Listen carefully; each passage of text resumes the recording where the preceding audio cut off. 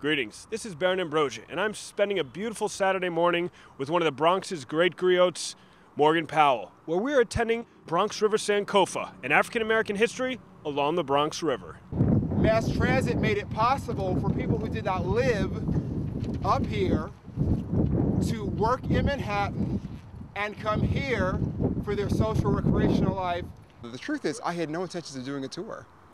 I have been doing research over the last 9 years, mostly to write academic essays. I wanted to put African Americans on the Bronx River on the map for history. I wanted to write something that was going to be available through historical societies and be filed with the Library of Congress.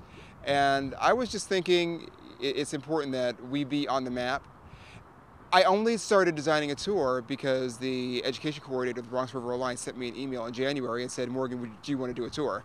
And only at that point did my essay become a tour. That's the truth. Well, we're working to restore the Bronx River and build the Bronx River Greenway, which when it's completed, it's about 60% completed. But it's going to be a continuous multi-use pathway from the Westchester border all the way down to the East River in Soundview. And we have a number of educational programs, recreational programs. We do a lot of restoration work along the river, repairing the erosion, planting native species, taking up invasive species, and trying to return the Bronx River to be a real economic and environmental asset for the community. Well, Morgan has been working and researching on the river since the early 90s. So he's been collecting tons of information. I'm also a board member for the Bronx River Alliance and one of their founders.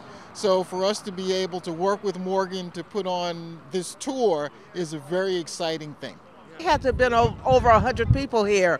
It was great. It was fabulous. It was a really good energy. He had great information and he hit relevant spots.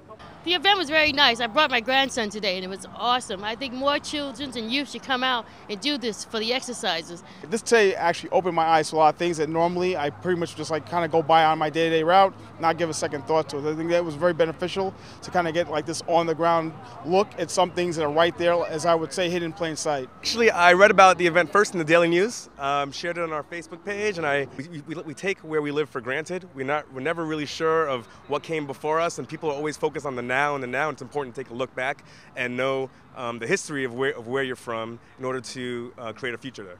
When I was a little kid, beginning about 5, 6 years old, I used to walk along the Bronx River every weekend with my grandfather, who was also sort of a Bronx River historian, and he taught me to love the river and the Bronx.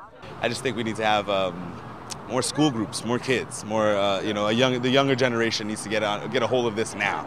Bronx River Ramble every second Saturday of the month this year. The next one is going to be in Soundview Park. That's the 9th of April, and I'll be leading it myself. Brother, it all starts with Keith Lloyd. Keith Lloyd is an amazing human being.